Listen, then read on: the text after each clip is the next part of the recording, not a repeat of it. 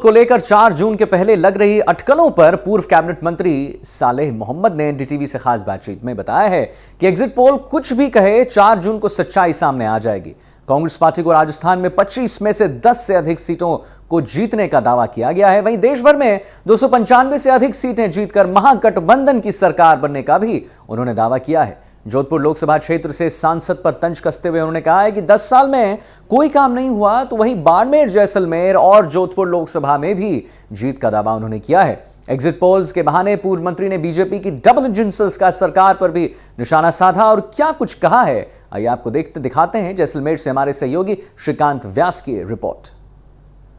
पिछली सरकार में कैबिनेट मंत्री रहे, पोखरण में अपना दबदबा रखते हैं और साथ ही साथ पश्चिमी राजस्थान की राजनीति को प्रभावित करने वाले फकीर परिवार के सदस्य सालेह मोहम्मद जी हमारे साथ एग्जिट पोल सर आ चुके हैं। क्या लगता है क्या रहेगी इंडिया जो गठबंधन बार बार दावा कर रहे हैं, लेकिन सारे एग्जिट पोल्स जो है वो भाजपा का बहुमत बता रहे हैं।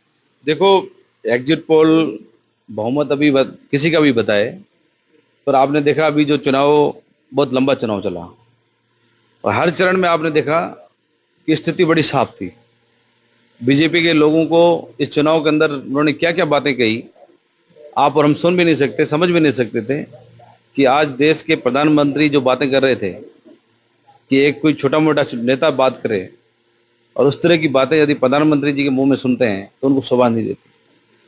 तो उससे जो अंदर की बात जो पता चलती है कि उनको खुद को पता था कि इंडिया महागठबंधन इस बार भारी पड़ रहा है और जो इंडिया महागठबंधन में जितने भी दल हैं, आप किसी भी प्रदेश में आप देख लें, आज जो हमारी कांग्रेस पार्टी की कल मीटिंग हुई, उस मीटिंग में जो आंकड़ा बाहर आया है 295 प्लस का, मुझे विश्वास है, दावे के साथ कह सकता हूँ कि 4 जून को जो रिजल्ट आएगा वो रिजल्ट कांग्रेस पार्टी के पक्ष में आएगा, इंडिया महागठबंधन के पक्ष में आएगा।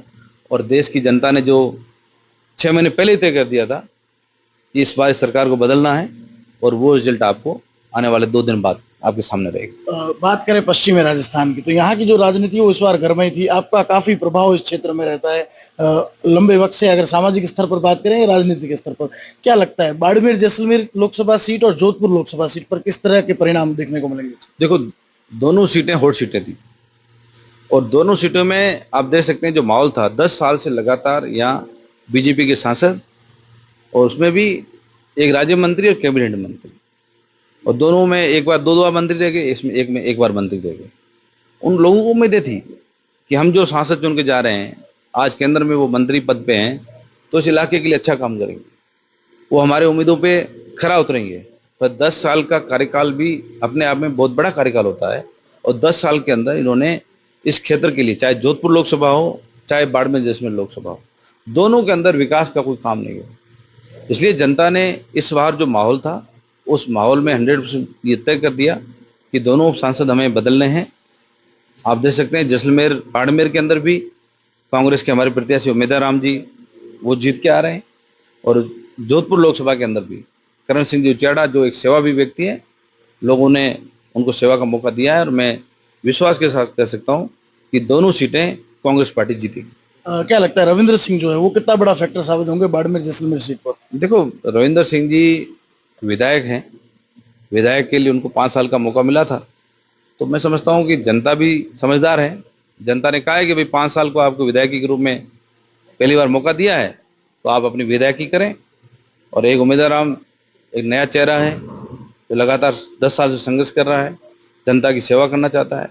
तो एक व्यक्ति पद पे बैठा है और दूसरा बिना पद की सेवा कर रहा है, तो मैं समझता हूँ कि जो जनता का जो आवाज है वो आवाज उम्मीदवार राम जी के पक्ष की है। इस सबके बीच बात करें, लोग कहते हैं कि जब सरकार राजस्थान में भाजपा की है तो उसका इफेक्ट रहेगा।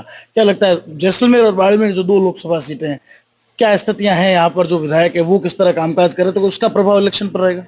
देखो, 100% सरकार का जो कामकाज होता है उसका असर रहता है। 6 महीने का जो सरकार का कार्यकाल रहा, जिस उम्मीद के साथ जो सरकार चुनी गई थी, उन उम्मीदों पे ही सरकार खरी नहीं उतरी। और आप देख सकते हैं कि अभी भी एग्जिट पोल वाले कभी 5 सीटें कोई 7 सीटें बता रहे हैं, और 2 बार में आपने देखा 25 की 25 सीटें ये जीत के गए थे, और उसका रिजल्ट राजस्थान के लिए न तो कोई नई ट्रेनें आई, न कोई बड़ा विकास के काम हुआ। ERCP वो भी बहुत बड़ा प्रोजेक्ट था, तो वो प्रोजेक्ट भी बंद पड़ा था। तो वो तमाम चीज़ें देखते हुए जो अभी जो जनता का निर्णय आ रहा है, वो निर्णय लगभग 10 सीटें हम राजस्थान के अंदर कांग्रेस पार्टी जीत के जाएगी। एक अंतिम सवाल लेना चाहूंगा, आपकी प्रेस वार्ता में एक बयान आया था कि राजस्थान सरकार के जो विधायक है उनके विधायकी कहीं ज्यादा बढ़ गई है और हर विधानसभा में 12 जो डिब्बे हैं लेकिन टीटी 13 है। तो ये मैं सही कर रहा हूँ और इस कहावत को ये सिद्ध कर रहे हैं कि आज आप हर गली के अंदर हर व्यक्ति अपने को विधायक समझेगा तो जनता के काम कैसे होंगे। आज हर बीजेपी का कार्यकर्ता हर विभाग के अंदर अपना टेंडर लेगा। आज पानी की व्यवस्था गड़बड़ा गई, बिजली की व्यवस्था बिगड़ गई, आज भ्रष्टाचार फैल रहा है, तो ये तमाम चीजें उसी वजह से हो रही हैं। जब 12 डब्बे 13 टीटी होते हैं तो कानून व्यवस्था भी खराब होती है, भ्रष्टाचार भी फैलता है और तमाम चीजें चरमरा जाती हैं और उसी वजह से हुआ है सम्मान। देखिए, एग्जिट पोल्स आने के बाद अलग अलग व्यू आ रहे हैं और इसी बीच पूर्व कैबिनेट मंत्री और पोखरण से विधायक रह चुके शाले मोहम्मद जी का कहना है कि इस बार इंडिया गठबंधन सरकार बना रही है। अब इनका दावा कितना सच होगा ये तो 4 जून को पता चलेगा, लेकिन इन्होंने कहीं ना कहीं राजस्थान की जो भजनलाल सरकार उनके विधायकों पर उनकी विधायकी पर सवाल उठाते हुए कहा है कि 12 डिब्बे और 13 टीटी मिलकर जो है वो सारी व्यवस्थाओं को खराब कर रहे हैं और लोगों को इसका फायदा नहीं मिल रहा है। श्रीकांत व्यास, एनडीटीवी, जैसलमेर।